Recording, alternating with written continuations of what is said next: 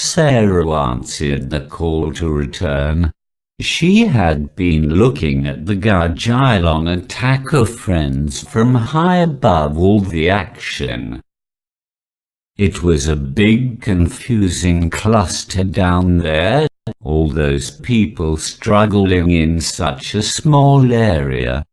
It was difficult identifying them at first. When Marlena was attacked, she had a moment of panic.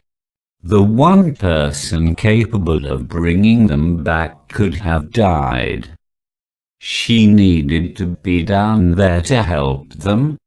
The man with the deadly touch was not able to use his gift against the enemy for some reason. She knew she could help with that, but had to be back in her body to do it. At Alice's urging, Marlena held her injured arm and increased her efforts to bring them back. The dark woman held her hands up and welcomed Sara to her with the sweetest, warmest voice she had ever heard.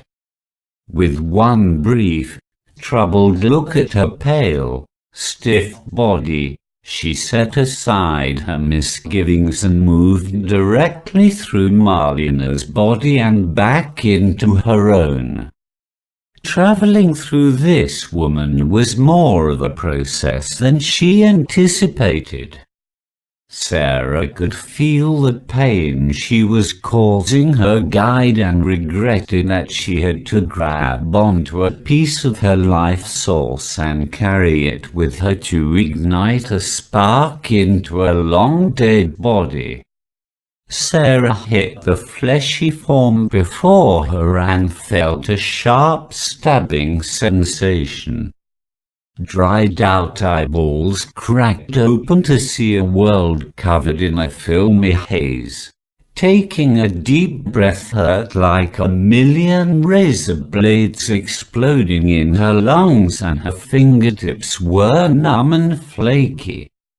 Faint crackling sounds transmitted to ears that seemed to have been stuffed with cotton. So muted was the sound that broke through.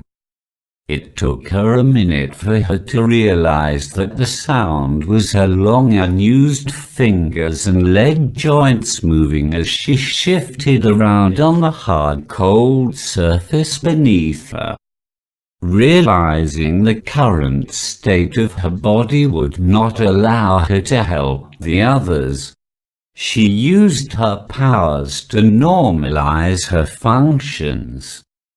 Wheeling moisture into her eyes and skin, lubricating her bendable parts like a machine oiling itself, she was pleased to feel her vision clearing and limbs moving as if she had just awakened from a short nap.